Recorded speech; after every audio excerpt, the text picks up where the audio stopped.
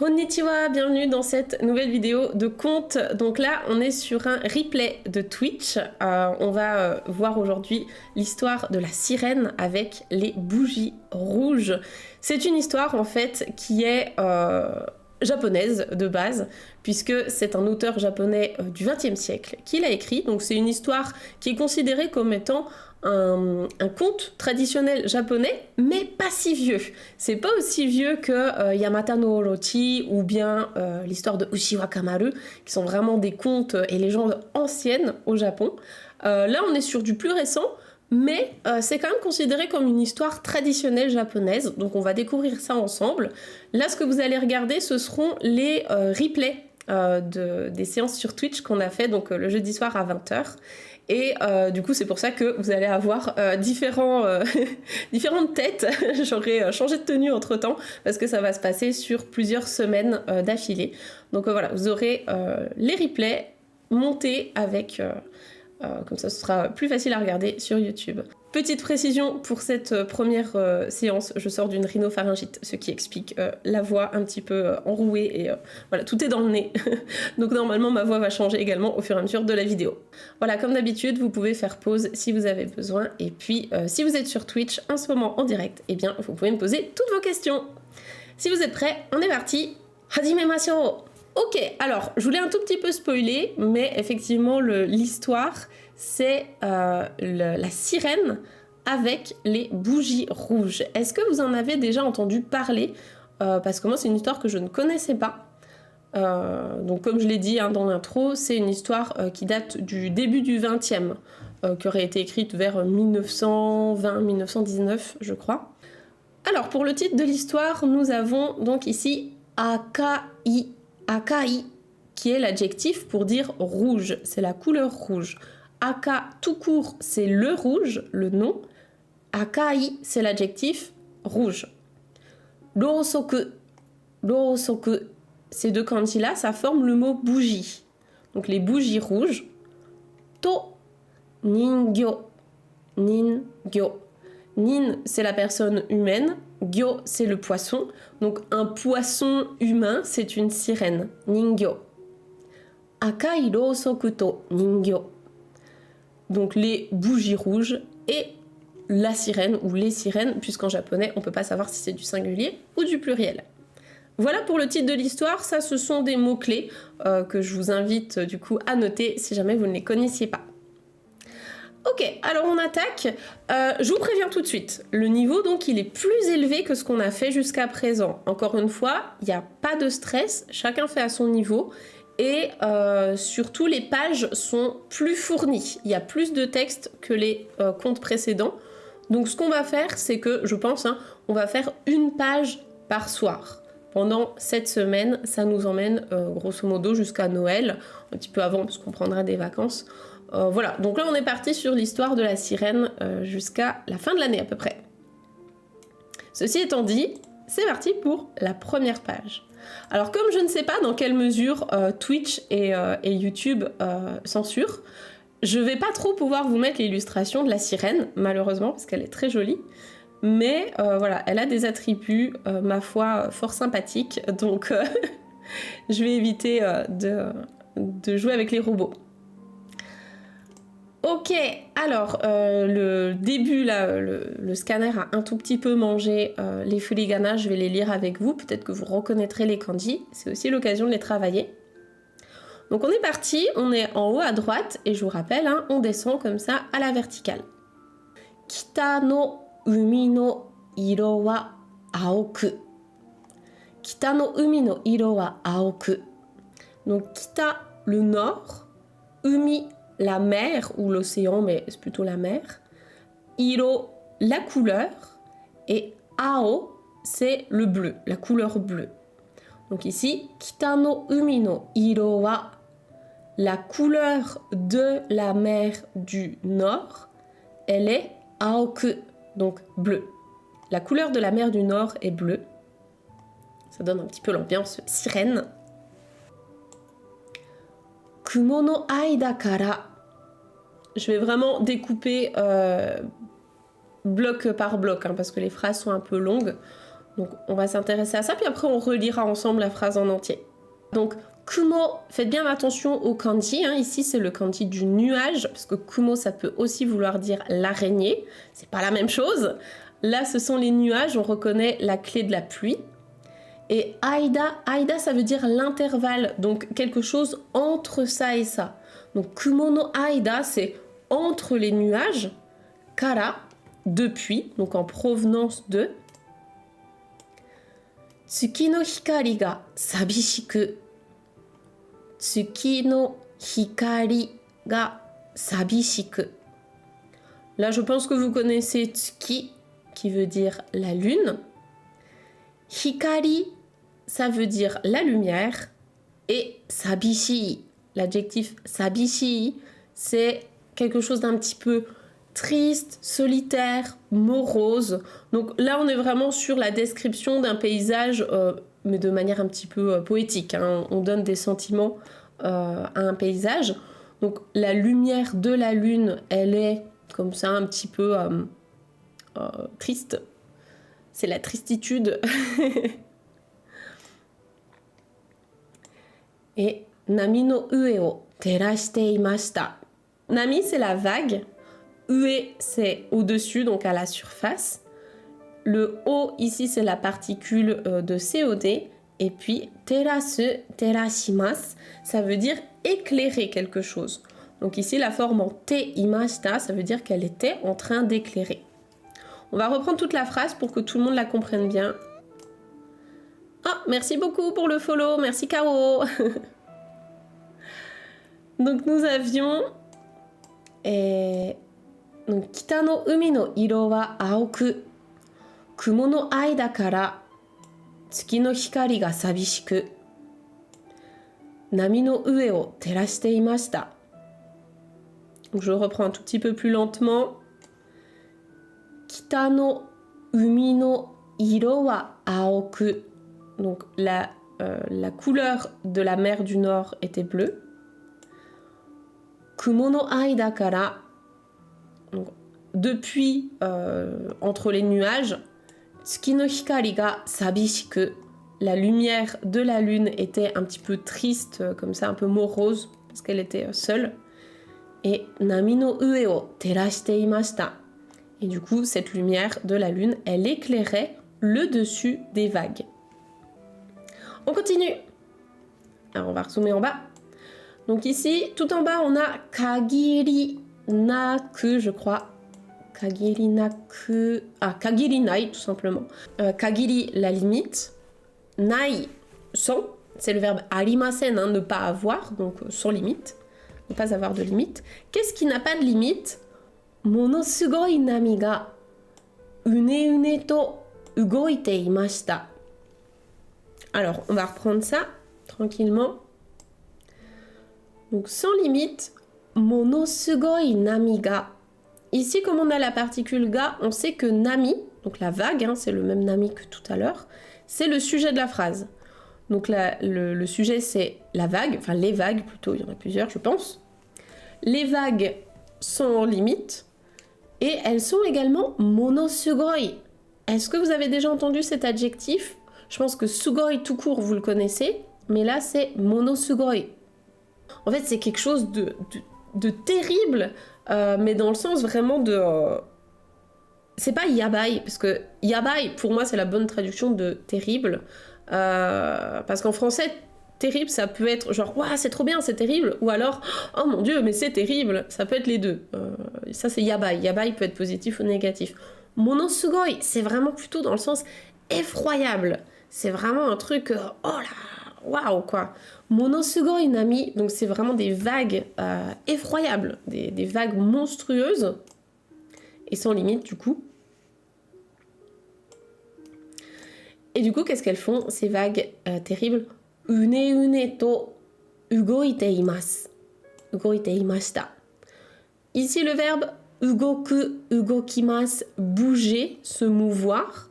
Donc, elles étaient en train de bouger de manière une. Une, c'est typiquement comme ça que vous pouvez décrire un chemin. C'est sinueux, en fait, en français. Donc, là, on imagine les vagues, je pense que c'est plutôt dans le sens, enfin le mouvement de la vague en fait, elle bougeait vraiment comme ça de manière sinueuse. Donc il y avait des vagues monstrueuses qui bougeaient de manière sinueuse. En gros, la mer était très agitée. Donc là c'est pareil, hein, typiquement du vocabulaire comme monosugoi et une, c'est pas des choses qu'on va apprendre quand on est grand débutant parce que vous n'aurez pas l'occasion de vous en servir tout de suite. Par contre, des choses comme les couleurs, les éléments de la nature, ça c'est intéressant de le retenir si vous le connaissez pas encore. Ok, je récapitule cette deuxième phrase. Donc nous avions kagiri nai. Kagiri nai. Monosugoi nami ga une to ugoite imashita. Donc des vagues monstrueuses, hein, terribles, effroyables, sans limite, bougeaient de manière sinueuse. On continue. Aru toki.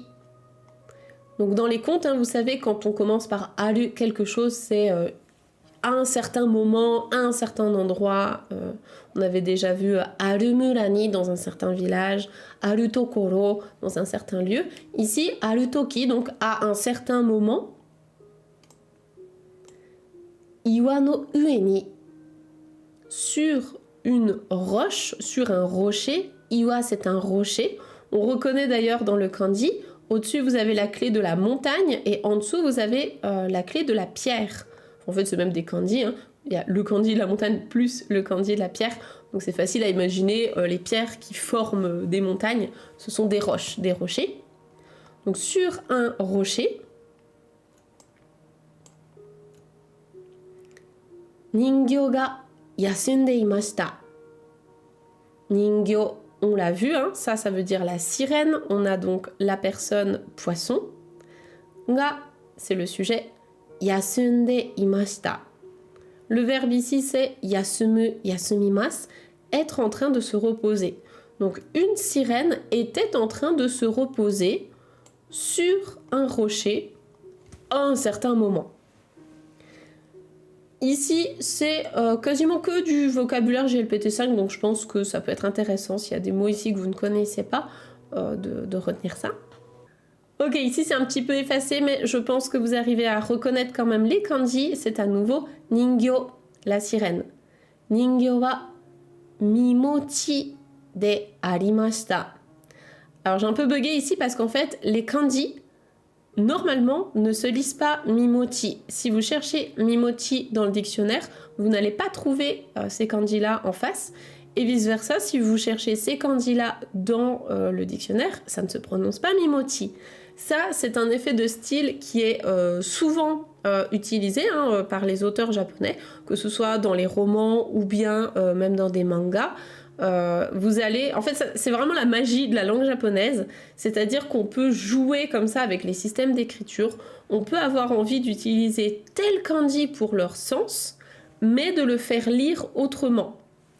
Donc typiquement, ici, les kanji, normalement, c'est ninchin, qui veut dire être enceinte. Et mimochi, c'est de base juste le mot mimochi, ça veut dire les mœurs, le comportement ou les mœurs, mais ça peut aussi avoir la signification de quelqu'un qui est enceinte. C'est sa deuxième signification. Par contre, ce ne sera pas ces kanji-là. Donc, comme les kanji de ninchin, c'est vraiment ceux qu'on utilise le plus au quotidien, hein, quand on dit qu'une femme est enceinte, c'est ninchin. Donc ces kanji-là, on les connaît plus. Donc les deux veulent quand même bien dire être enceinte, mais le mot le plus courant, c'est celui avec les kanji, c'est ninchin. Donc retenez plutôt ça. Ningyo wa mimochi de arimashita. Ninchin, normalement, le verbe c'est ninchin shiteimasu, être en train d'avoir une grossesse, être en train de faire une grossesse. Là, mimochi de arimashita, donc c'était son état, donc elle était enceinte, hein, elle portait un enfant. Et ici, le de arimashita, c'est une forme assez formelle et soutenue pour dire des. Peut-être que vous avez déjà entendu sa version en keigo, donc plus humble, qui est de gozaimasu. C'est pareil, de arimashita, de arimasu. C'est une forme qui est plutôt soutenue, formelle, donc on va pas l'utiliser dans des conversations comme ça de la vie de tous les jours. Par contre, quand on est sur des documents écrits, on peut le croiser, ouais. Alors, la fin de la phrase, c'est lié au niveau de politesse. Oui, c'est déjà poli. Merci beaucoup, Geka, pour le follow, c'est gentil. C'est lié au niveau de politesse parce que déjà toute notre histoire elle est écrite à la forme en masse, hein, on n'est pas sur du neutre, donc l'histoire est écrite de manière polie et surtout on pourrait avoir des tout simplement, mais là on a de arimashita, enfin deshita au passé, hein, mais là on a de arimashita, ce qui montre que on est sur un récit qui est assez formel, c'est juste pour donner un genre à l'histoire quoi. Nantoyu sabishii keshiki daro. Nantoyu sabishii keshiki daro. Nantoyu, c'est encore une fois une petite expression qui est là juste pour donner un peu un sentiment à la phrase. C'est un peu dur de le traduire littéralement, comme beaucoup de choses en japonais d'ailleurs. Sabishii, c'est le même sabishii que tout à l'heure, donc un côté vraiment triste, solitaire, lonely en anglais. Keshiki, un paysage. Et daro, qui est là vraiment pour... En fait, daro, c'est pour insister en disant « n'est-ce pas un ?» C'est vraiment un paysage voilà, qui est tristoun, quoi. Donc, nantoyu et daro sont là pour renforcer un petit peu ça. Nantoyu, ce serait peut-être quand même, hein, c'est vraiment... Enfin, c'est pas vraiment... C'est dur à traduire comme sentiment, mais d'une certaine manière, un peu. D'une certaine manière, c'est un paysage tristoun. Hein, n'est-ce pas? C'est pour insister un peu dessus. Doushite watashi wa kono tsumetai, kurai. Je vais terminer la ligne quand même, la phrase. Ki no meirisou na umi no naka ni kurasanakereba naranai no darou to. Ningyō wa omoimashita. Je voulais terminer pour avoir la fin de la phrase, puisque, comme toujours en japonais, hein, le verbe est à la fin, donc il faut qu'on sache un petit peu quel est le verbe ici. Le verbe c'est Ningyō wa omoimashita. Omoimasu qui veut dire penser, donc elle a pensé, hein, la sirène elle a pensé, et tout ce qu'on a lu avant c'est ses pensées. Alors qu'est-ce qu'elle pense? Doushite watashi wa kono tsumetai. Doushite, pourquoi? Watashi wa kono tsumetai. Donc watashi, je, moi. Kono, donc ce quelque chose, on va voir ce que c'est. Mais ce truc qui est tsumetai, qui est froid. Donc tsumetai, c'est froid au toucher. Hein, c'est un objet qui est froid. Kurai, sombre.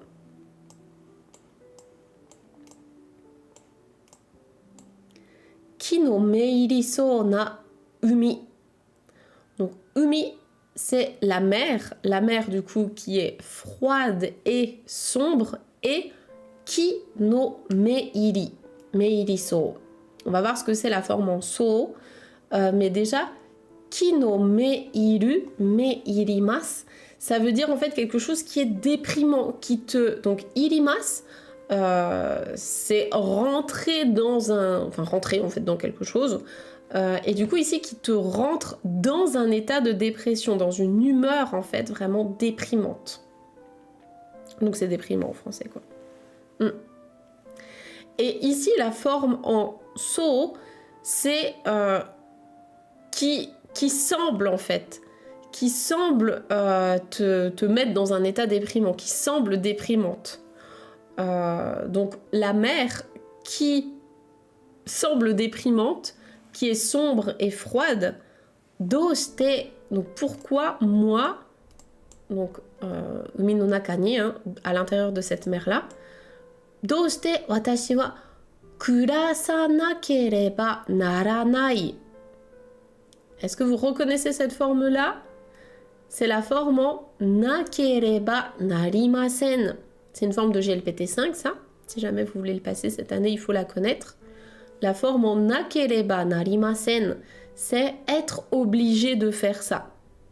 Le verbe ici, c'est kurasu, kurashimasu, vivre, passer sa vie ici. Donc elle se demande pourquoi je suis obligée de vivre dans cette mer qui est déprimante, qui est sombre et qui est froide. Et à la fin, donc, no daro. Donc, c'est vraiment pourquoi je suis obligée de faire ça, quoi. Elle se pose cette question-là, elle réfléchit à ça. Ici, nous avons des crochets, ce qui signifie que ce sont des paroles. Donc, c'est notre sirène qui va parler. Ningen no machi wa utsukushisou da. Ningen no machi. Ningen, c'est le genre humain, donc les humains.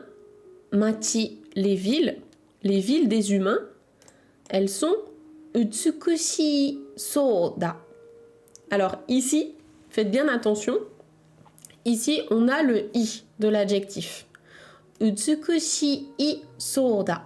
Il y a une différence entre avec le i et sans le i. Si on n'avait pas le i, ce serait elle semble utsukushi, donc magnifique, jolie, belle. Maintenant qu'on a le i, ça change, c'est plus le même point de grammaire. En fait, ici, ça veut dire que j'ai entendu dire qu'elles étaient belles. C'est une rumeur rapportée. C'est un petit peu ça. C'est « Ah, j'ai entendu dire ça ». Donc, il paraît. C'est vraiment « il paraît ». Il paraît que les villes des humains sont magnifiques. Watashitachi wa ningen to amari sugata wa kawatte inai. Watashitachi wa, donc watashitachi, c'est nous. En l'occurrence ici, elle parle des sirènes, de son peuple de sirènes.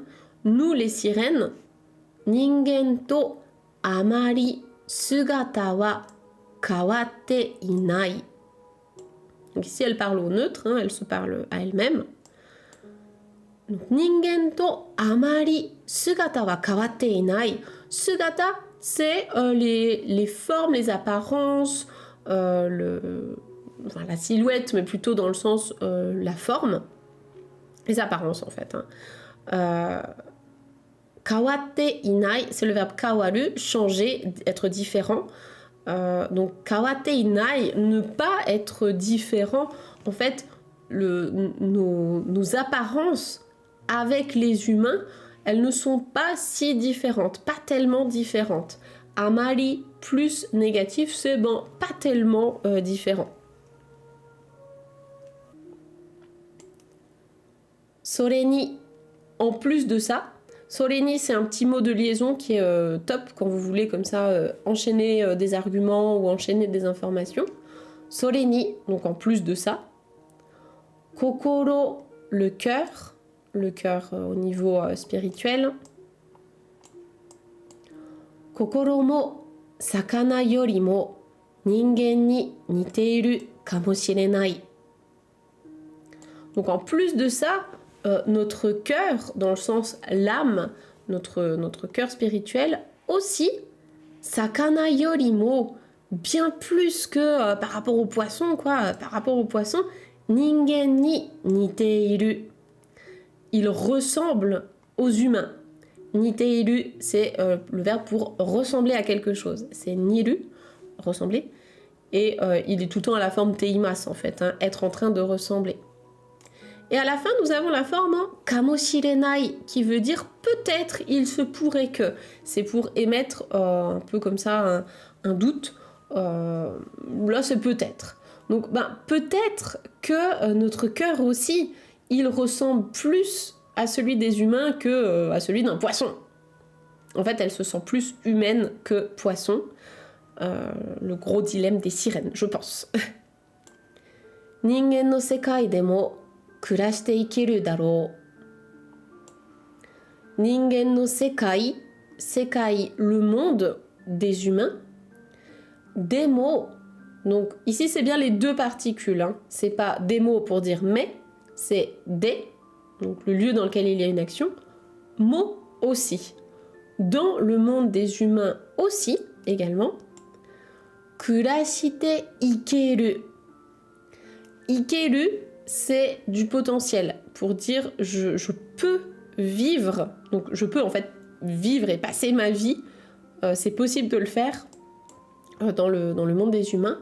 Daro, donc encore une fois, elle se pose un peu la question, elle se dit ah oui, est-ce que ce serait pas possible quoi de faire ça en fait, hein. Est-ce qu'on serait pas capable de vivre dans le monde des humains?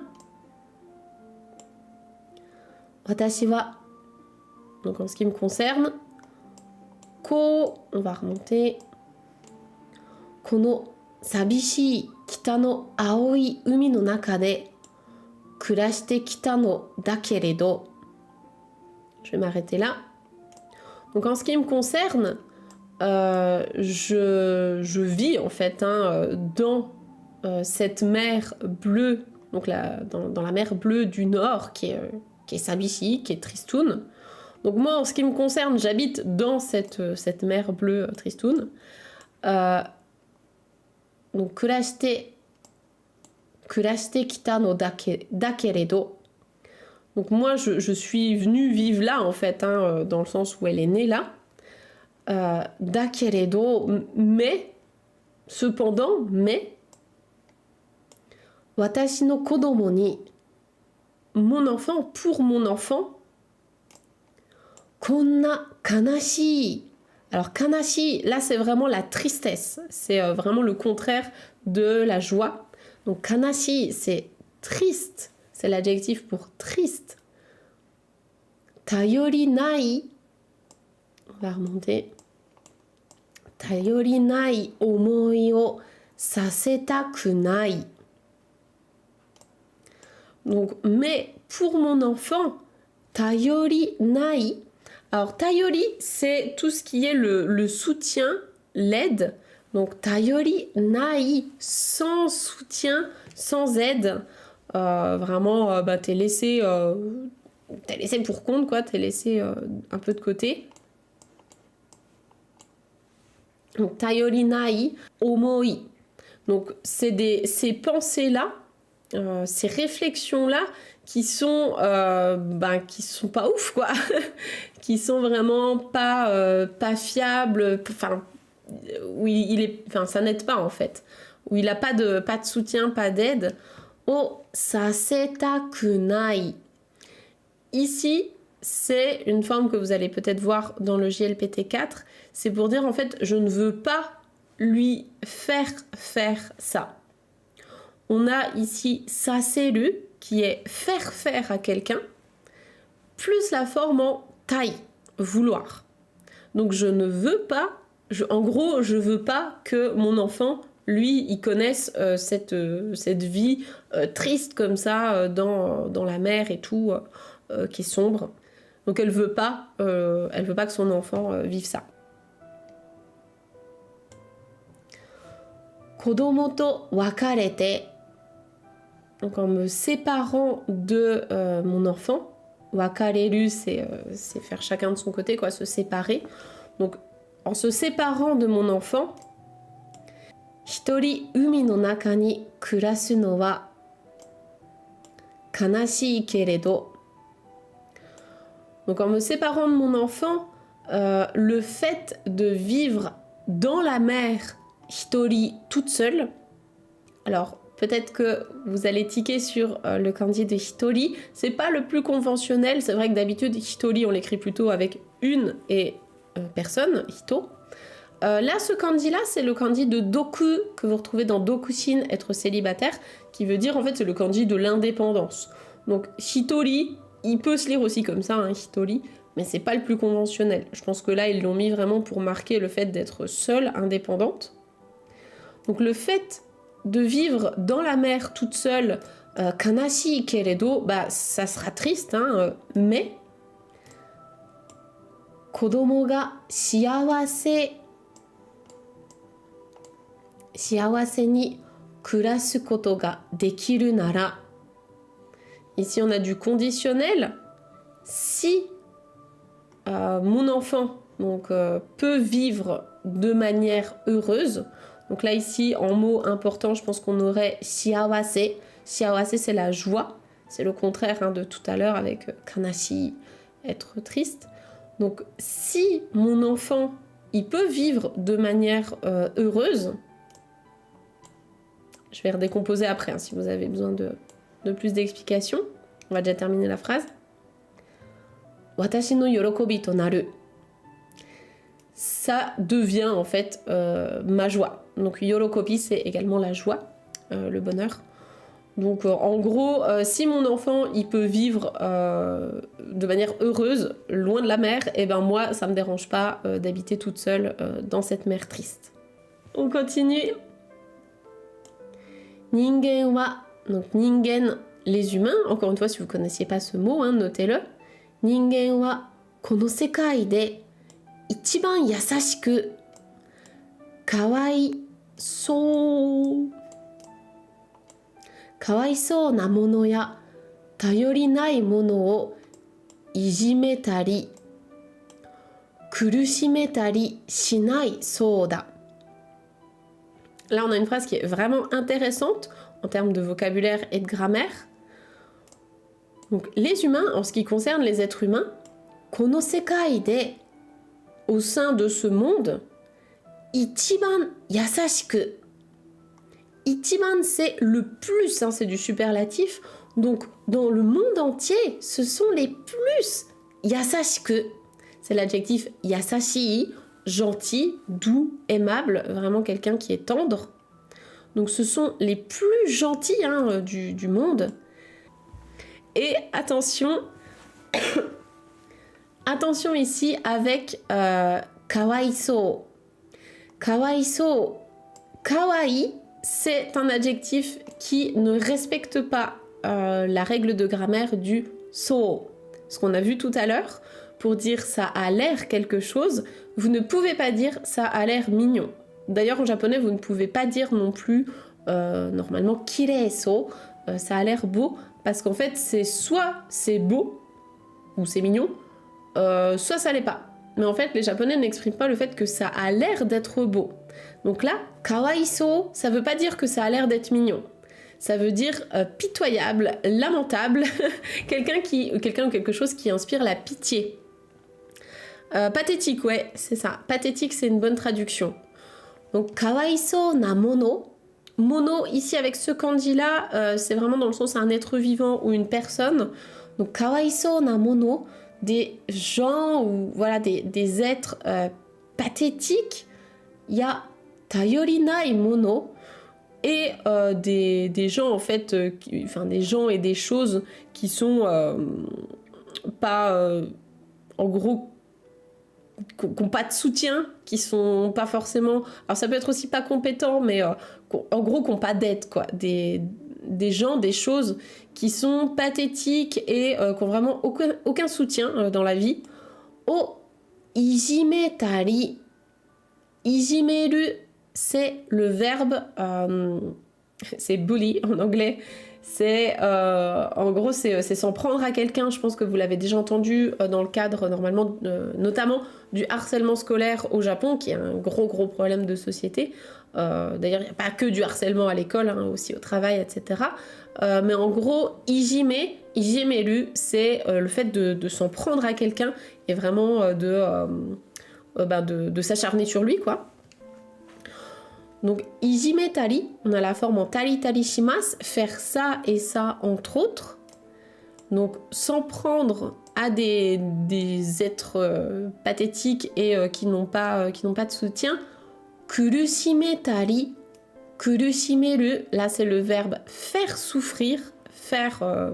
kurushi, c'est douloureux, avoir de la souffrance. Donc, kurushimeru, faire souffrir. Donc, tari tari, faire ça et ça. Shinai. Shinai. Ils ne le font pas. Soda. J'ai entendu dire que. Donc, cette phrase-là, comme je vous disais, elle est intéressante. Elle est complexe aussi. Mais je pense que ça vaut le coup vraiment de la décortiquer si vous visez un niveau JLPT 4 ou 3, mais clairement on est sur de la grammaire de GLPT 4. Donc je la reprends avec vous pour être sûr d'avoir bien compris. Kono sekai de ichiban yasashiku. Dans ce monde, les plus gentils, donc les humains sont les plus gentils. Kawaisou na mono ya tayorinai mono o ijimetari. Le fait de faire souffrir, enfin s'en prendre à des êtres faibles et qui n'ont pas de soutien dans la vie, kurushimetari shinai soda. J'ai entendu dire qu'ils ne le font pas. Ils font pas souffrir ces gens-là parce que les humains, c'est les plus gentils du monde. Voilà. Oh, la sirène a un peu éternué, tout petit peu. Oh. Qu'est-ce qu'il y avait? Pourquoi le na après so? Ah oui, kawaiso na quelque chose. Parce qu'en fait, kawaiso, c'est, ça fonctionne comme un adjectif en na. Cette forme-là, quand tu veux dire donc des humains, enfin ou la mono, hein, des personnes pathétiques, c'est kawaiso na mono. Kawaiso na inu, par exemple, un chien qui a l'air vraiment tout pourri. Tu vois, si tu vois un chien ou un chat dans la rue qui est vraiment tout miteux, il a, je sais pas, il boite et puis il a plus trop de poils et il est tout sale. Là, tu peux dire, ah, kawaiso, ah là là, il fait pitié, quoi. Il est vraiment pathétique. Donc, kawaiso na inu, kawaiso na neko. On continue. Ningen ga sodatete kuretara. Donc ningen, les humains, donc là c'est le sujet de la phrase. Sodatete kuretara. Sodateru, on l'avait déjà vu dans d'autres histoires, c'est le fait d'élever quelqu'un, d'élever un enfant.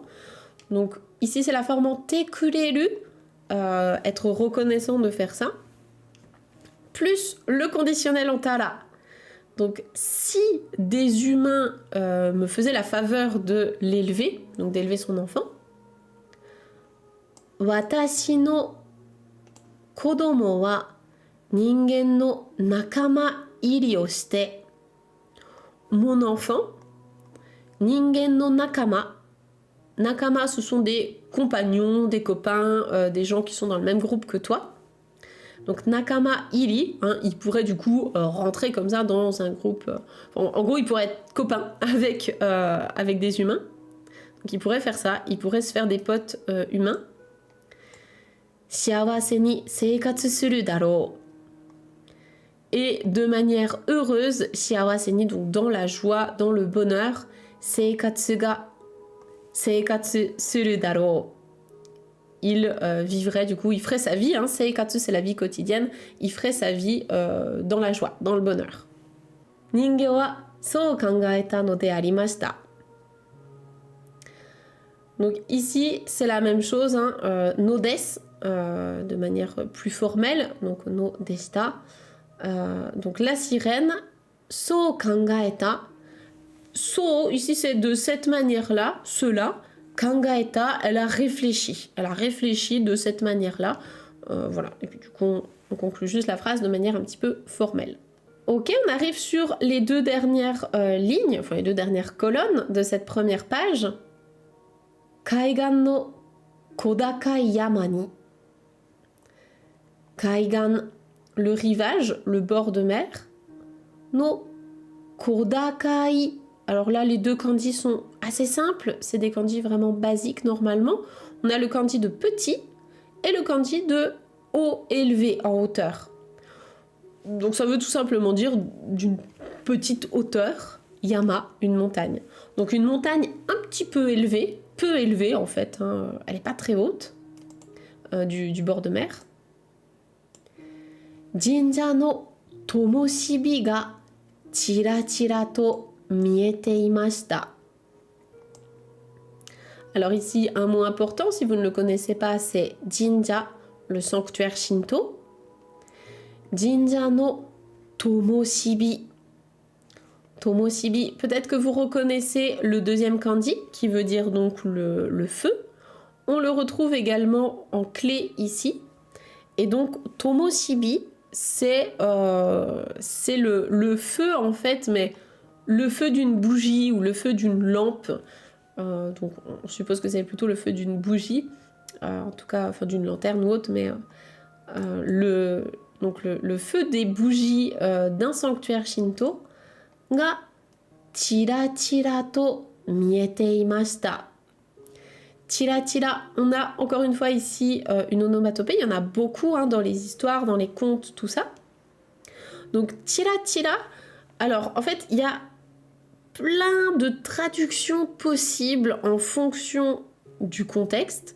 Ici, comme on parle du feu d'une bougie, il y a de fortes chances qu'on le traduise soit par vacillant, soit sinon par... En fait, il faut imaginer, donc là c'est la nuit, et on voit au loin le feu d'une bougie, donc soit qui s'allume et s'éteint comme ça, hein, parce que c'est la nuit, on voit pas très bien, puis elle est loin, soit sinon qui vacille. C'est vraiment c'est ça en fait qu'on a dans l'onomatopée tira tira.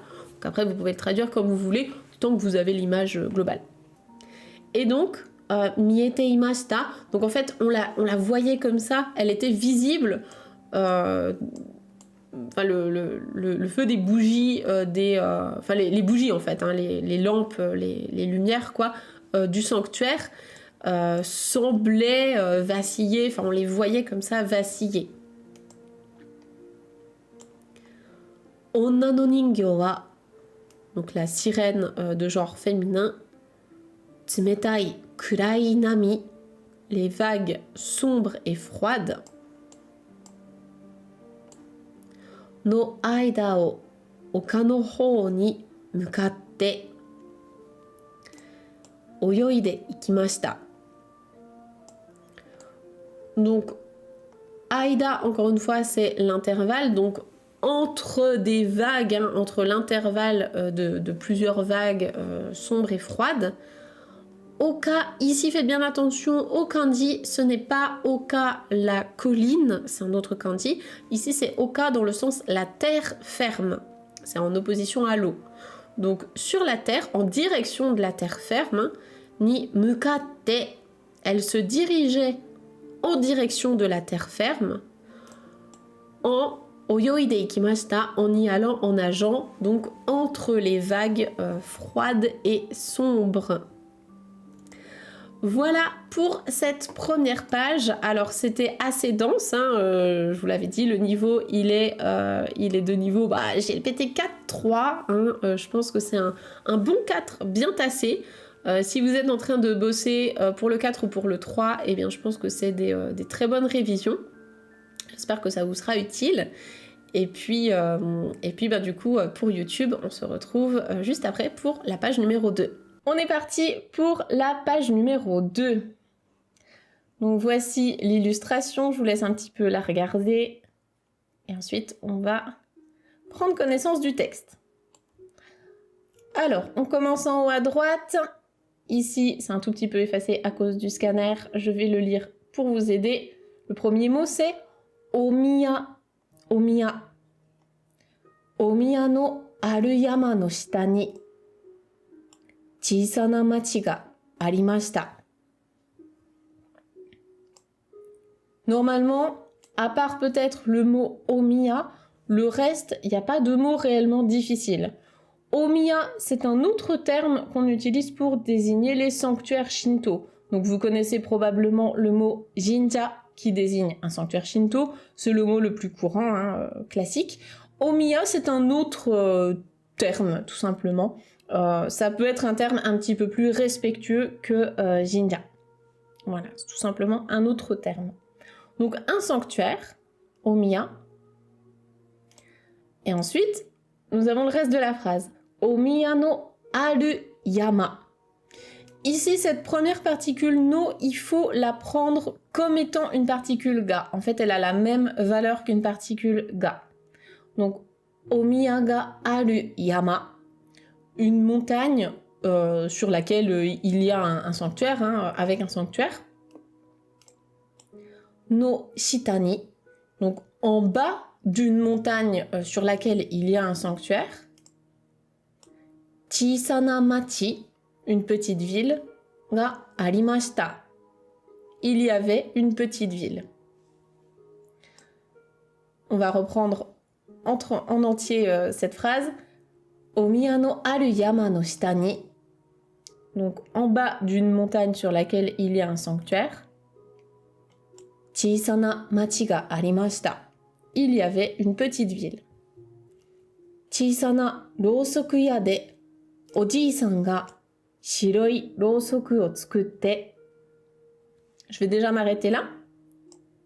On va essayer de traduire jusqu'à la virgule.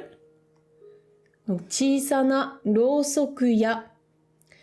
Ici, je pense que vous l'avez déjà croisé, hein, mais un nom suivi comme ça de ce kanji, le ya, qui représente donc une boutique, un magasin, eh bien, ça veut tout simplement dire une boutique de cet objet-là.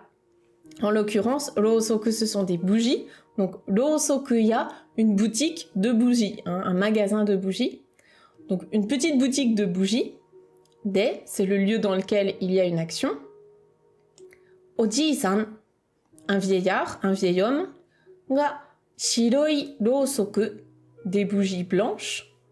O tsukutte, donc il les fabrique, il les crée. Donc voilà pour ce premier bout de phrase, on peut le relire ensemble. Chisana rousoku-ya de, dans une petite boutique de bougies. Oji-san, un vieillard, ga shiroi rousoku o tsukutte, un vieillard fabrique des bougies blanches. Ensuite, o, donc là c'est le o qui va avec le reste du mot. Oba-san, une vieille femme, une vieillarde. Oba-san ga mise de utte imashita. Et donc, une vieille femme, elle, qu'est-ce qu'elle fait? Utte imasu, c'est le verbe uru, urimasu, vendre. Elle était, elle les vendait en fait, hein, elle était en train de les vendre dans la boutique. Mise, le magasin, la boutique. Donc, le vieillard, lui, il fabrique des bougies blanches. Et elle, son épouse du coup, la vieille femme qui vit avec lui, elle les vend dans la boutique. On continue. Machi no hito ya chikaku no ryōshi ga kono mise no rousoku o katte yama no omiya e omairi. On va terminer la phrase au-dessus. Omairi ni noborimashita. Alors, on a peut-être quelques nouveaux mots intéressants. Déjà, nous avons machi no hito, donc les gens de la ville. Ya, le ya, ici, c'est la particule pour dire « Eh, mais c'est une liste qui n'est pas exhaustive », c'est-à-dire qu'il y a les gens de la ville et chikaku no ryōshi, les pêcheurs des environs, hein, à proximité. Donc il y a ces gens-là et ces gens-là, entre autres, mais il y a peut-être d'autres gens aussi. Ga, donc ici c'est le ga, la particule de sujet. On va voir ce qu'ils font. Ici, comme nouveau mot, il y a peut-être du coup ryōshi. Là, on reconnaît le premier, dans le premier kanji, hein, il y a la clé de l'eau et du poisson. Et ici, donc, ce sont les gens en fait qui pêchent. Ça représente la pêche. Donc, ce sont des pêcheurs, des gens qui font de la pêche. Donc les gens de la ville et les pêcheurs de proximité, quoi, des environs, qu'est-ce qu'ils font? Kono mise no rousoku o katte. Ils achètent les bougies de ce magasin, de cette boutique, kono mise. Et ensuite, yama no omiya e, dans le sanctuaire de la montagne, omairi. Omairi ni noborimashita. Alors ici on a peut-être deux mots. On a d'abord omairi, donc ça c'est le fait, omairi o suru, c'est le fait de prier, d'aller faire une prière. Hein. Omairi ni ikimasu, omairi o suru, c'est le fait d'aller prier donc des dieux. Ici on est dans un sanctuaire shinto. Et nous avons le verbe noboru, noborimasu, qui est donc monter. Il monte, donc en haut de la montagne, hein, en haut pour aller au sanctuaire, qui se situe du coup en hauteur. Il monte prier dans le sanctuaire de la montagne. Ce qui fait que ces gens-là, ils achètent les bougies et ensuite ils les emmènent pour aller prier en haut. Donc le verbe ici c'est noboru. Alors le verbe noboru, il y a 2 kanji, enfin il y a même 3 kanji si on compte le higa noboru, le soleil qui se lève, mais là je vais plutôt rester dans le concept d'escalader, de grimper. On a donc ce noboru qui est le kanji de ue, en haut du coup, donc c'est facile à comprendre. Et puis on a un deuxième noboru qui est dans le sens plutôt escalader. La différence entre les deux, c'est que ici, noboru c'est purement et simplement monter, prendre de la hauteur, alors que l'autre c'est plutôt dans le sens escalader quelque chose de haut. Et il y a aussi cette notion un peu de volonté entre guillemets. La volonté d'escalader une montagne, par exemple. Les deux fonctionnent pour escalader une montagne. Ici, c'est un peu plus factuel, quoi. C'est juste, il monte. L'autre, c'est un peu plus escalader, quoi. Ok, on a déjà fait le premier paragraphe. On continue avec la phrase suivante. Omiya no mawari ni wa matsu no ki ga arimashita. Ok, la phrase est courte. Donc, Omiya, à nouveau notre sanctuaire, hein. Omiya no mawari ni, à proximité, enfin dans le sens plutôt autour. Mawari, c'est dans le sens autour de quelque chose, autour du sanctuaire. Ici, le ni, c'est le ni du lieu dans lequel il n'y a pas d'action, parce que le verbe c'est arimasu. Le wa, c'est tout simplement pour mettre un petit peu plus en avant le thème. Donc c'est fréquent qu'on voit comme ça en japonais 2 particules côte à côte, notamment la particule wa, qui suit une autre particule. Ça, c'est très fréquent. Donc, à proximité autour du sanctuaire, matsu no ki. Matsu, ce sont les pins, donc des arbres de pin. Alors, pas pain, la baguette de pain, hein, le pain, l'arbre, le vrai arbre, P-I-N, ga arimashita, donc il y avait des arbres de pin. Kaze ga matsu no eda ni atatte. Alors, on va déjà traduire peut-être ici. Donc, matsu, c'est le pin. Et eda, ce sont donc les branches. Et le sujet de la phrase, c'est donc le vent. Je pense que ce mot-là, vous le connaissez. Si jamais vous ne connaissez pas le kanji, il ressemble à ça, donc le vent. Quel est ce verbe? Est-ce que vous connaissez ce verbe atatte? Ataru. On l'avait déjà croisé. Je pense que c'était dans l'histoire, peut-être de la Reine des Neiges. Est-ce que vous en rappelez ce verbe-là? Frapper, ouais, c'est ça. Ça peut être frapper, en fait, il a plusieurs notions possibles, plusieurs significations possibles. Ouais, c'est ça. Donc, en fait, le vent, en gros, ici, il percute un peu hein, les branches des pins. Donc, il les touche, il les percute, quoi. Et donc, qu'est-ce que ça donne ce vent dans les branches? Hiru mo yoru mo go go to nattei. Continue. Natteimasu, tout simplement. Natteimasu. Ok. Alors, on va relire ça. Hiru mo yoru mo go go to natteimasu. Ici, je pense que le nouveau mot, ça va être l'onomatopée go go. Peut-être le verbe naru, je suis pas sûre que tout le monde le connaisse. Alors, qu'est-ce qu'on raconte ici? Donc, nous avons le vent en touchant, en fait, en percutant les branches des pins. Hirumo, yorumo, donc de jour comme de nuit, hein, la journée aussi, la nuit aussi. Go go to natteimasu. Go go to natteimasu. Donc le fait de go go to suru, c'est un grondement, quelque chose qui gronde comme ça. Natteimasu, c'est le bruit que ça fait en fait. Donc ça gronde en fait. Hein, le bruit du vent dans les branches, ça fait un grondement perpétuel, que ce soit de jour comme de nuit.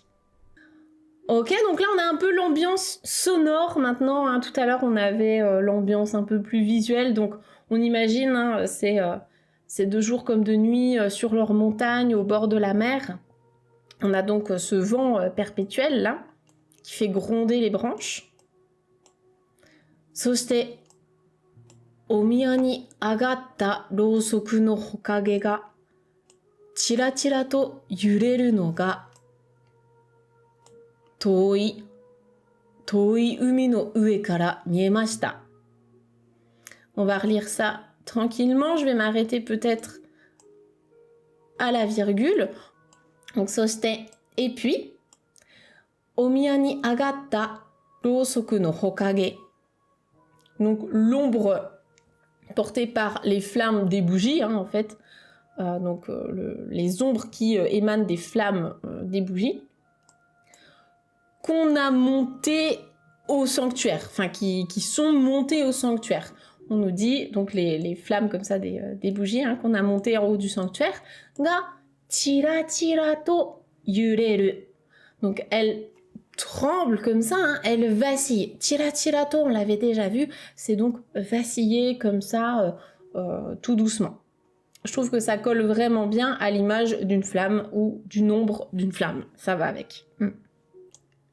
Et donc, le fait qu'elle... parce que là, on a yureru no ga. Ce no, ici, c'est pas la particule d'appartenance, c'est dans le sens... c'est pour nominaliser un verbe. C'est-à-dire, c'est pour prendre un verbe, en l'occurrence yureru, et le transformer en nom. Ce qui nous permet derrière de mettre une particule comme le ga, le sujet.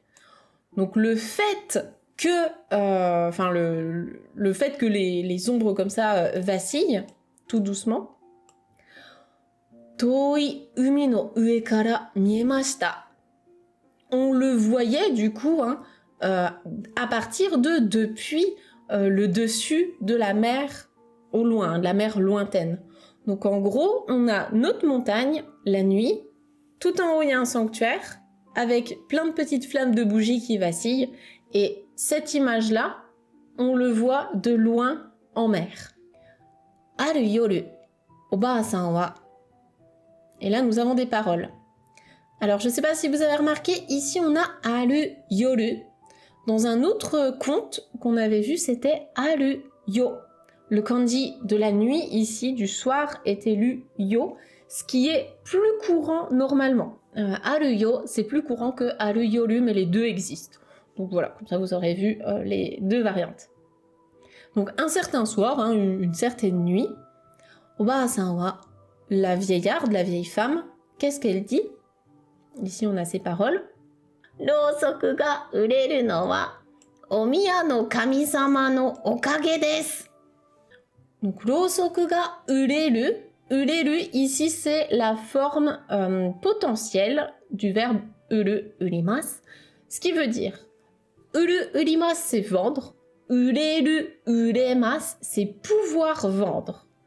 Donc le fait que les bougies, en fait, elles peuvent se vendre, donc ce fait-là, hein, encore une fois, le no ici, c'est pour nominaliser.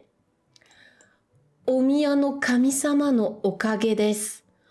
Donc, okage desu, c'est grâce à quelque chose. Ici, c'est grâce au dieu du sanctuaire. Donc, le fait qu'on arrive à vendre les bougies, c'est grâce au dieu, en fait. Hein, c'est grâce au dieu du sanctuaire. C'est grâce à eux, ou grâce à lui, ça dépend si c'est un kami-sama ou plusieurs kami-sama. On ne sait pas. Arigatai koto desu. Alors, arigatai, je pense que ça vous fait penser à un mot que vous connaissez forcément en japonais. Donc le ari de base, c'est le verbe aru, arimasu, avoir, il y a. Et gatai, ça vient du kanji en fait qui représente tout ce qui est compliqué. Donc muzukashi. Arigato, c'est pour souligner en fait que c'est quelque chose qui aurait été difficile d'obtenir tout seul. Donc je te remercie parce que vraiment tu m'offres quelque chose que j'aurais peut-être pas pu avoir tout seul. Et arigatai koto, en fait c'est une chose en français pour lequel je suis reconnaissant parce qu'en fait ça aurait été difficile à obtenir peut-être tout seul. arigatai koto desu, c'est vraiment pour souligner, eh bien, j'en suis reconnaissante. Je suis reconnaissante de ça. C'est quelque chose pour lequel, voilà, je suis reconnaissante. Et donc pourquoi est-ce qu'elle est reconnaissante de ça? Eh bien parce que du coup c'est grâce aux dieux hein, qu'ils arrivent à vendre leurs bougies. Alors on continue, c'est toujours la petite famille qui parle. Oyama e nobotte omairi o shite kimasu. Elle nous dit ça. Alors c'est trop mignon ici parce que je sais pas si vous avez remarqué, elle a mis un O honorifique à Yama, la montagne. Donc c'est super mignon, ça se fait pas hein, d'habitude. Pour Yama, on met pas de honorifique. Ici, elle le fait parce que elle considère du coup que c'est la montagne des dieux. Hein, donc elle est très reconnaissante pour ça. Donc elle veut monter en fait hein, sur la montagne. Elle veut aller en haut.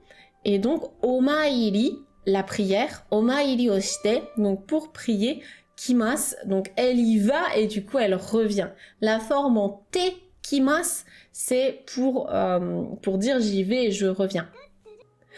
Donc du coup ici, elle nous dit, hein, je vais escalader la montagne et puis je vais aller prier et je reviens quoi. Voilà, donc cette forme en tekimasu, c'est la même que celle que vous retrouvez dans l'expression que vous connaissez peut-être, itekimasu. Donc j'y vais et je reviens, hein, littéralement c'est ça, hein, j'y vais puis je reviens. Quand on quitte la maison. Alors du coup, elle veut aller prier. Toite, donc elle dit ça, hein. Oyama ni noborimashita. Et du coup, elle a grimpé sur la montagne, quoi. Elle est montée dessus. Ok, on continue. Alors, du coup, donc elle veut aller, elle a escaladé la montagne. Tsuki ga maruku, hiruma no you ni akarui yoru deshita. Ça, je pense que ça va, cette phrase. Vous me dites si c'est compliqué. Donc, tsuki, la lune. Tsuki ga maruku, marui, hein, l'adjectif rond. Donc, la lune était ronde. Hiruma no you ni, comme la journée, hein, comme en plein jour. Akarui yoru, une nuit claire deshita. Donc c'était une nuit claire comme en plein jour, lumineuse comme en plein jour. La lune était ronde en fait. Hein. Oba-san ga, donc la vieillarde, qu'est-ce qu'elle a fait? Oba-san ga omairi o shite, donc elle est allée prier. Et yama o orite kimasu to. Et donc, au moment, enfin, quand elle est redescendue de la montagne, hein, oriru, orimas, c'est descendre. Donc, ça fonctionne avec la particule O, descendre la montagne. Donc, à ce moment-là, quand elle a... donc, le to ici, c'est au moment où elle a fait ça, hop, il y a une action qui s'est enchaînée. Et qu'est-ce qui s'est passé au moment où elle redescendait du coup de la montagne? Ishidan no shita ni akanbo ga naite imashita. C'est là où l'histoire prend une tournure intéressante. Ishidan, peut-être que vous reconnaissez Ishi, la pierre. Dan, c'est le dan de kaidan, les escaliers. Donc Ishidan, c'est un escalier en pierre, des marches de pierre, hein, des marches faites en pierre. No shita ni, donc en bas de l'escalier de pierre, en bas des marches en pierre. Akanbo, akanbo, c'est un autre mot pour akachan. En fait, akachan, c'est familier, courant comme terme pour désigner un bébé. Et akanbo, c'est un mot un petit peu plus formel pour dire un bébé. Donc, un nouveau-né, un nourrisson, akanbo ga naite imashita. Là, cette fois, c'est bien le verbe naku, nakimasu, pleurer. C'est pleurer. On reconnaît le verbe parce qu'ici, on a la clé de l'eau, donc on pense aux larmes. Et ici, c'est la clé d'être debout, donc vous pouvez imaginer comme ça quelqu'un qui est debout et qui pleure. Naite imashita. Donc, il y avait un bébé qui pleurait en bas des marches de pierre, en bas de l'escalier en pierre. Alors ça y est, on a notre bébé, on a donc la mamie qui tombe sur ce bébé. Et qu'est-ce qui va se passer à votre avis? Elle parle, elle dit « Kawaisou ni 誰かこんなところに赤ちゃんを捨てたのだろう. Est-ce que vous avez compris ce qu'a dit la mamie? On va le repasser. Donc, kawaiso ni. Kawaiso. Kawaiso, pour rappel, hein, kawaiso, il faut le voir en un seul bloc. C'est pathétique, pitoyable, qui inspire de la pitié. On l'avait déjà vu avant. Donc, kawaiso ni. Là, c'est de manière, c'est un adverbe ici, de manière, du coup, vraiment pathétique, quoi, hein, qui fait pitié. 誰かこんなところに赤ちゃんを捨てたのだろう. Donc, 誰か, ah, 誰が.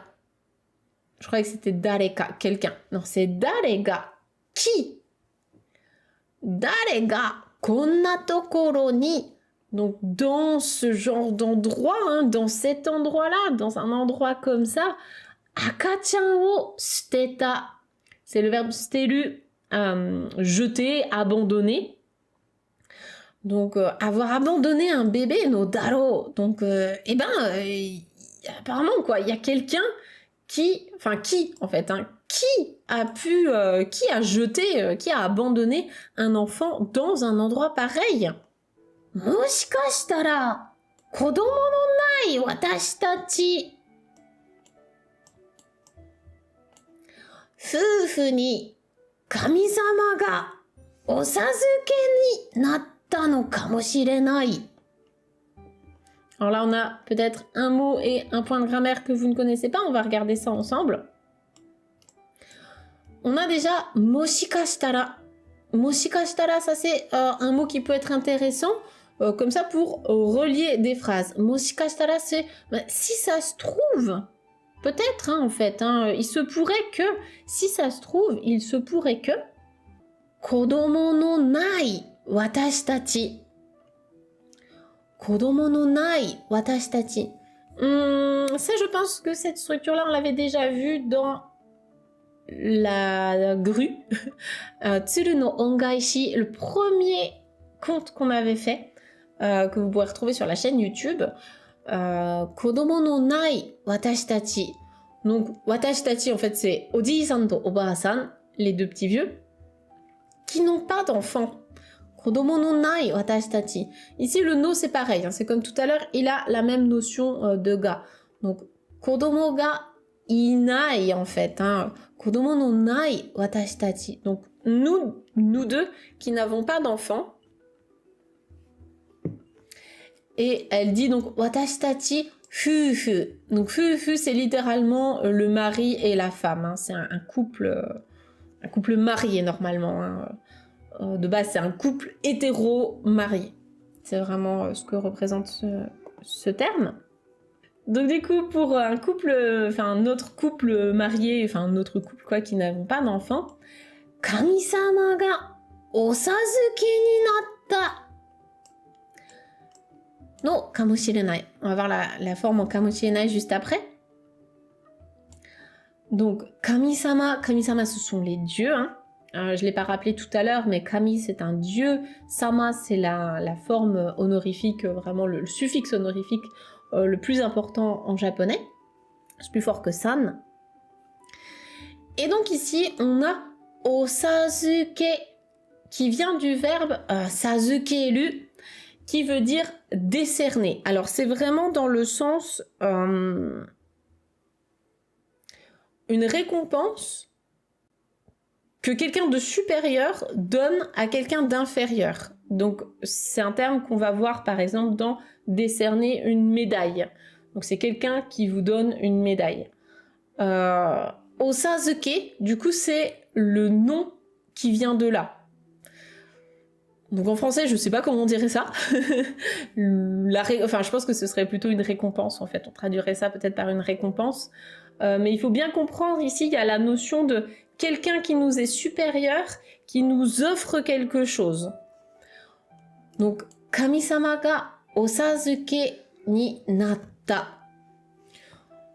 Donc en fait, cet enfant-là, comme nous deux, on n'a pas d'enfant, peut-être que ce sont les dieux qui nous offrent ça, hein, qui nous décernent ça, qui nous récompensent. Kamoshirenai. kamoshiremasen, kamoshirenai, c'est une forme que vous voyez niveau GLPT 4, GLPT 3, pour dire il se pourrait que, peut-être. Hein. Et ici en plus elle était renforcée avec le début de la phrase, on avait moshikashitara, il se pourrait hein, peut-être que cet enfant soit en fait un don des dieux, hein, tout simplement une récompense des dieux, puisque nous on n'a pas d'enfant. Oji-san to soudan o shite sodatemashou. Donc, soudan o suru. Soudan suru ou soudan o suru, on peut mettre la particule ou pas, c'est le fait de demander conseil à quelqu'un. Hein. C'est aller voir quelqu'un pour lui demander conseil ou bien pour discuter de quelque chose. Donc là, c'est ce qu'elle va faire. Elle va aller en discuter avec le vieillard, le vieil homme. Et sodatemashou. On a déjà vu ce verbe sodateru qui veut dire élever un enfant. Donc là, c'est la forme masho. Faisons ça, hein. Élevons-le du coup. Élevons cet enfant.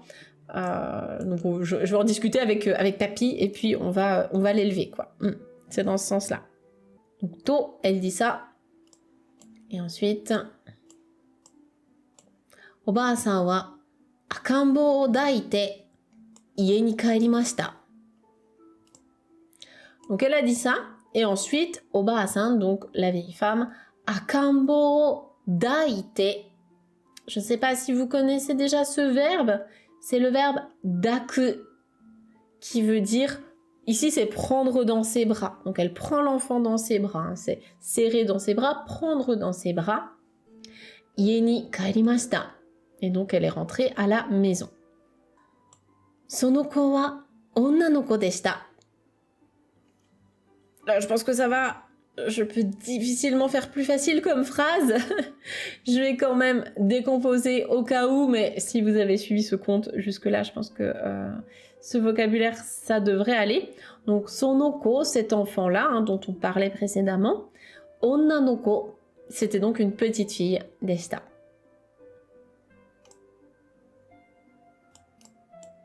Soshite, dou kara shita no hou wa. Alors, je vais déjà expliquer ici. Soshite, et puis, hein, do kara. Alors, do, faites bien attention au kanji. Ici, nous avons à gauche la clé de la lune, qui est également la clé de la chair ou de la viande, ça dépend comment on l'appelle. Mais en tout cas, ici, ça représente la chair, dans le sens un peu la chair humaine. Et ici, ce mot-là veut donc dire le tronc ou la taille.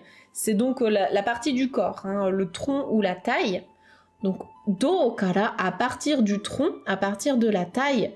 Shita no hou wa, donc la partie en dessous, à partir du tronc. Wa, sakana, donc un poisson. Sakana no katachi o shite imashita. Donc la partie en dessous du tronc de son corps avait la forme d'un poisson, de celle d'un poisson. Sakana no katachi. Katachi, c'est donc la forme. Ici, on a donc des paroles, c'est toujours la grand-mère qui parle, hein, parce qu'elle est en train de découvrir l'enfant. Ningen no ko janai ga. 3 petits points. Donc, ningen, on l'avait déjà vu, hein, l'humain, humain. Ningen no ko, un enfant humain. Janai, ça n'est pas. Ga, mais... Bon, c'est pas un enfant humain, mais bon. 3 petits points. Oji-san mo, oba-san mo. Donc, l'un comme l'autre, hein. Hanashi ni kiiteiru ningyo ni chikai nai to omoimashita. Et donc, que ce soit le vieillard ou la vieillarde, l'un comme l'autre, hein. Hanashi ni kiiteiru ningyo.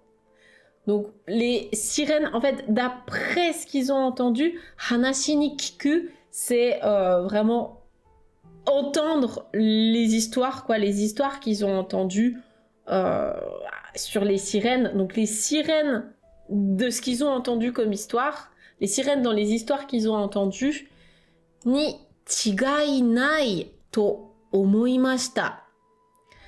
Ils ont pensé que, du coup, c'était pas différent, que cet enfant-là ne différait pas, n'était pas différent du coup des sirènes dans les histoires qu'ils ont entendues, quoi, de ce qu'ils ont entendu parler.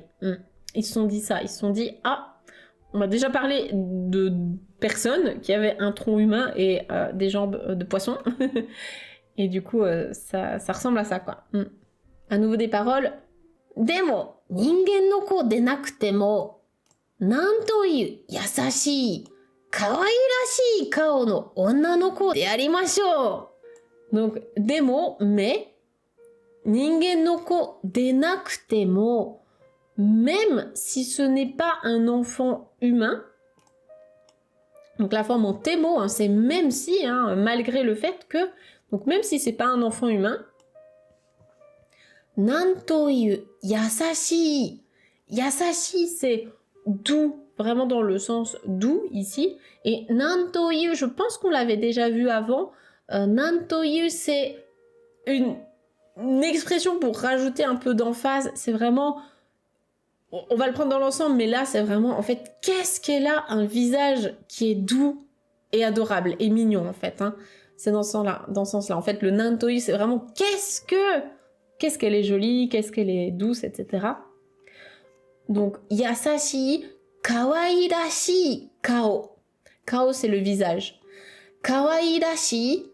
Alors, la petite différence entre kawaii, que vous connaissez probablement, et kawairashi, c'est que kawaii se base uniquement sur une apparence physique, du coup. C'est juste mignon, quoi.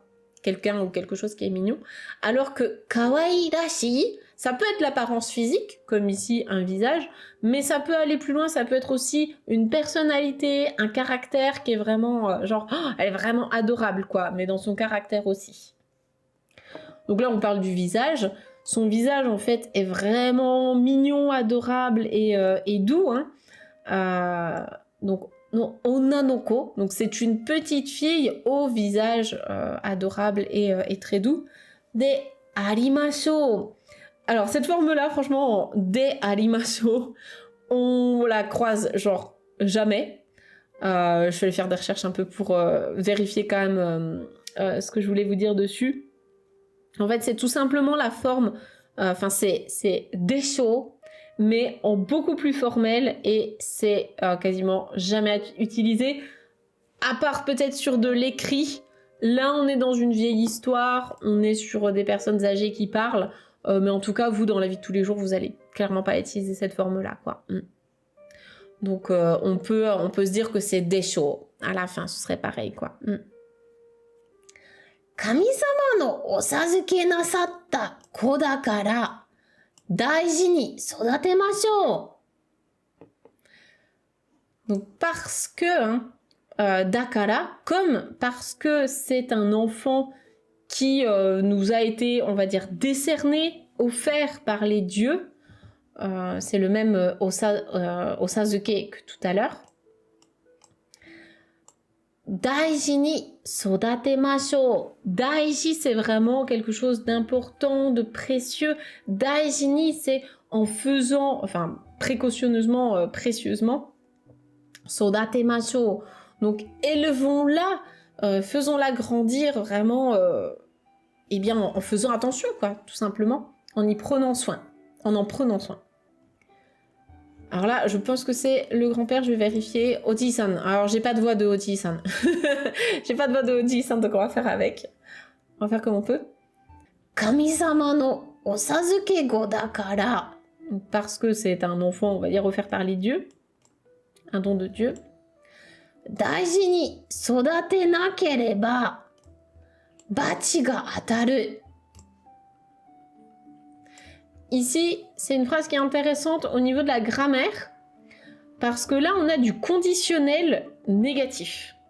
Je ne sais pas si vous l'aviez remarqué ici, le nakereba.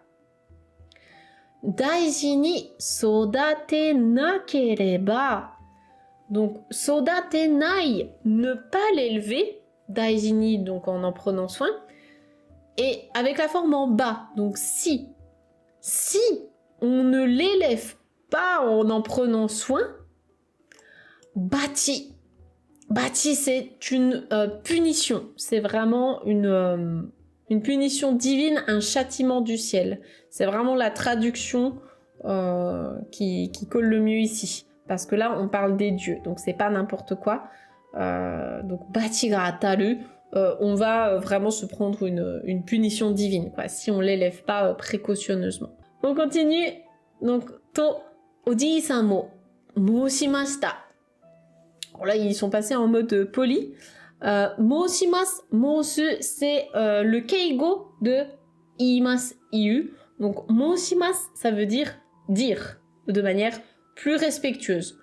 Je suppose qu'ils ont mis moshimasu ici parce que là, vraiment, ils s'adressent, voilà, ils parlent des dieux, donc il doit avoir du respect pour dire, voilà, en fait, si on prend pas soin de cet enfant qui est un don des dieux, on va se faire punir par les dieux.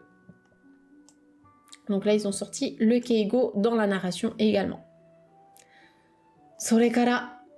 Et donc, à partir de là, hein, après ça, futari wa, donc tous les deux, le papy et la mamie, sono onna no ko o daiji ni sodatemashita. Et donc, tous les deux, ils ont élevé la petite fille en prenant voilà, grand soin, en y faisant attention. Voilà pour cette deuxième page. On a raconté plein de choses. J'espère que vous avez déjà appris vraiment beaucoup de choses. La première page, je pense qu'elle était un petit peu plus difficile. La deuxième page, il y avait quelques mots nouveaux, mais qui revenaient fréquemment. Donc ça vous a peut-être permis de mieux les assimiler. Et puis on se retrouve juste après pour la page numéro 3.